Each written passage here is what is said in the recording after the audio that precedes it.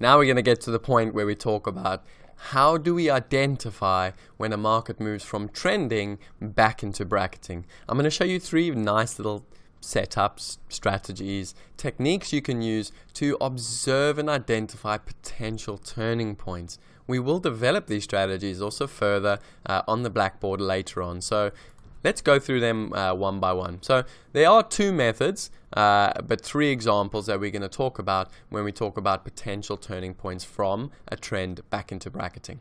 Now the first one is the less frequent one, which is a loss of momentum. So almost like, we have a flurry of force, some very strong initiative buying, and all of a sudden, prices are moving higher and higher and advertising higher and higher prices. All of a sudden, there's just a real lack of interest to show initiative at higher prices. So it's not to say that buyers don't want to be long, it's just that they don't want to show initiative at higher prices. Now, at this point, volume simply dries up, or the lack of interest in new business dries up. Now, we need that new business in order to continue to see the market initiating at higher prices. So if everyone is fully committed and no one is left to participate, well then it's very simple. There's a lot of, you'll have obviously the initial longs that bought at the beginning of the trend. You'll have more longs that bought sort of in the mature phase. And then you'll have some weaker longs that bought sort of at the back end of the trend. And those weaker longs are likely to be the first ones that will liquidate those longs, and then we ultimately start bracketing. So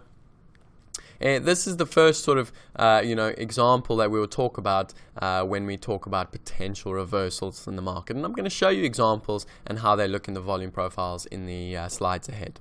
The next example is what we call an excess top. Again, this is probably the most frequent kind of top. As I would have spoken to you about in Module 1, this is the kind of top where we see a tail in the market, or we almost see the market goes from initiative, it runs into responsive other time frame players, and then quickly backs off as prices are being advertised at either a discount or a premium. So the market makes a dramatic move higher or low, so that's the initiative. Again, this can be on I don't like to say lower volume necessarily, but relatively okay volume. So nothing flash, nothing amazing. And what you then see is quite a quick reversal. And the setup I'm going to show you is called a V reversal, or an inverted V reversal. And so effectively, we get quite a strong auction reversal process, and this can be done. It doesn't have to be on low volume; it can be on high volume, but we tend to see this done on relatively sort of average kind of volume. So this is our second kind of top, which we'll talk about. Now, a more sort of almost dramatic and exciting sort of excess top would be our third example.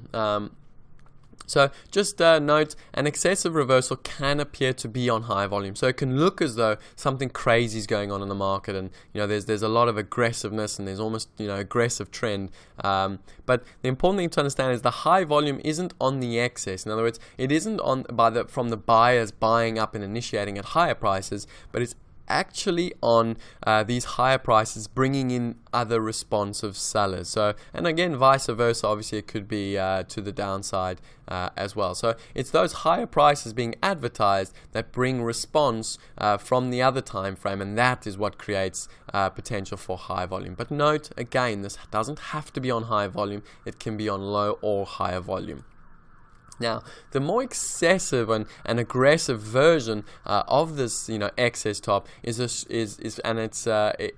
it's what we call a strong excess reversal. And how we identify between the two is very simple. When we get a strong excess reversal, we tend to see a pickup in the volatility, so range expansion. We see quite a lot of volume, and we see excessive prices. So we see a combination of volatility, volume, and excessive prices. Whereas in just an excess top, we tend to see a pickup in relative volume and obviously a reversal. So the big difference here is we see the volatility and the volume change quite dramatically. Now, the reason we want to identify and differentiate between these two types is that when we have these real sort of excessive type tops being formed, we get very strong reversals, but more important, the tops or bottoms they make become crucially important pivot points, and that's why we identify between the two, because a top that's made on volatility, volume, and excessive prices is far likely to hold for a longer period of time, and it does usually signal almost like the end of a trending market. So that's why we want to differentiate between the two. Now, what we can say, which is important, and this is a phrase that quite a few sort of professionals like to use, is that highs and lows in market, in other words, longer term highs and lows. And again, I use the word longer term in a relative manner, okay? You could be a day trader, and it could be the high for the day. You could be a weekly trader or a monthly trader, and this could be that high. So highs and lows tend to be made on increased volatility. So what I'm trying to point out is that when we see this, extreme excess tops and bottoms, all right, they tend to be made on volatility, volume, and very, very excess prices, and they tend to hold for a long period of time. And that's why we definitely identify between the two types of excessive tops. So let's now go and have a look at what these examples are. I'm going to show you how all three of them look, and then hopefully you can develop a better understanding